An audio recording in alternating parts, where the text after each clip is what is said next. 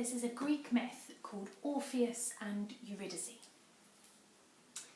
There were once a man and wife so much in love that they wanted nothing but each other. Her name was Eurydice and his was Orpheus. Orpheus was a musician. Oh, and what a musician! He played a lyre and he sang such songs that the grass at his feet curled with pleasure. Snarling wild animals purred and waved their tails. The trees swayed towards him, tilting their leaves like ears. Then one day, a snake stung Eurydice. She gave a cry of pain and fell to her knees. Orpheus caught her in his arms.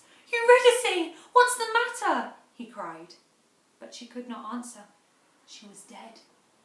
Orpheus was left holding her body, but her soul slipped out of his grasp and sank into the dry, cracked ground, down into the underworld. Then Orpheus stopped singing and laid down his lyre. "There is no life without Eurydice," he said. "I must fetch her back." His friends gasped with horror at such an idea, but Orpheus turned his back on them and travelled down through the valleys, pits and tunnels of the world to the shores of the river Styx.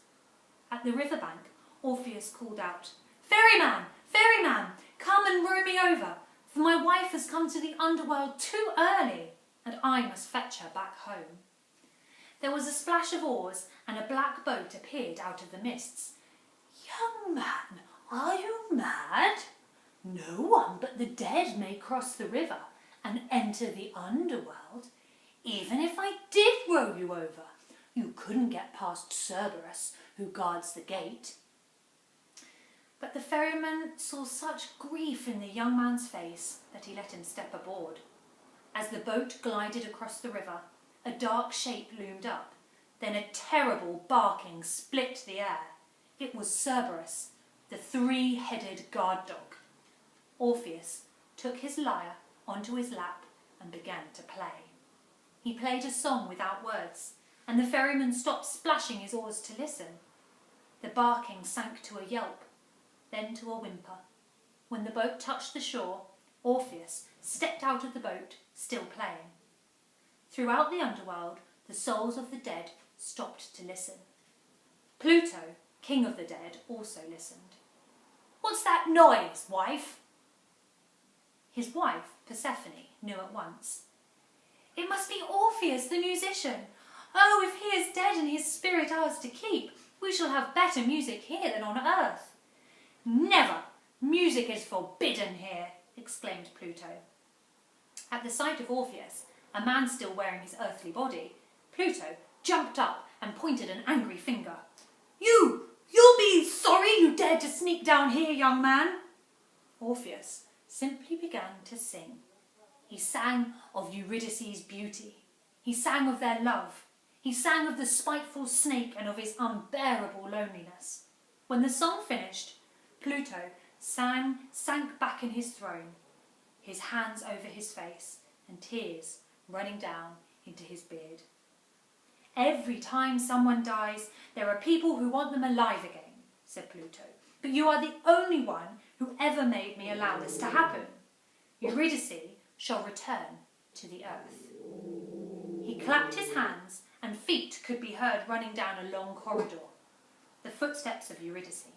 Orpheus peered through the gloom for a first glimpse of her dear face. "If," said Pluto, if you can climb back to the sunlight without once turning back to look at her face." He laughed unkindly. "Ha, ha, ha." Back Orpheus went towards the river Styx, and the swish of a woman's robes followed him, but he did not look back. Again, Orpheus began to play. Again, the great dog Cerberus rolled and lolled with delight and let him pass, licking him with 3 tongues. But Orpheus did not look back. Into the rowing boat he stepped, and someone stepped in behind him. The ferryman rowed 2 passages across the river. One last long climb, and they would be free of the underworld. Then Orpheus would be able to take Eurydice in his arms and kiss her and laugh about the dreary kingdom of the dead.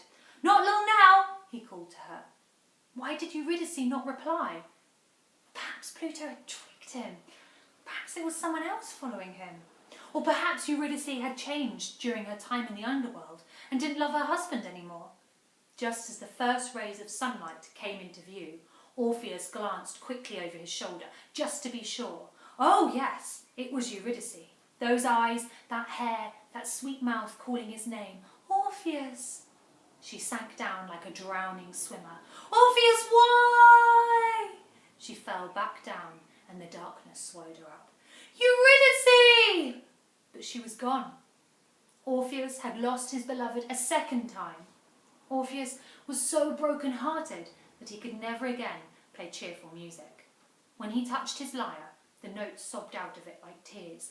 Play us something jolly, can't you? Demanded his audiences.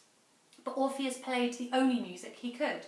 Something jolly, we said. And when he would not, they attacked him and finally killed him. His soul rushed out of his body, eager to reach the gloomy underworld. Let me go down to Eurydice, he cried. Surely I can, now that I'm dead. But the gods replied, You shan't go down to the underworld, Orpheus. Your music has given us such pleasure that your lyre shall be turned into stars and hung up in the night sky. But, began Orpheus, and you shall live out eternity in that special place reserved for those loved by gods, and Eurydice shall live there with you. So the two spirits floated hand in hand to the fields of eternal happiness, to sing and make music together forever. The end.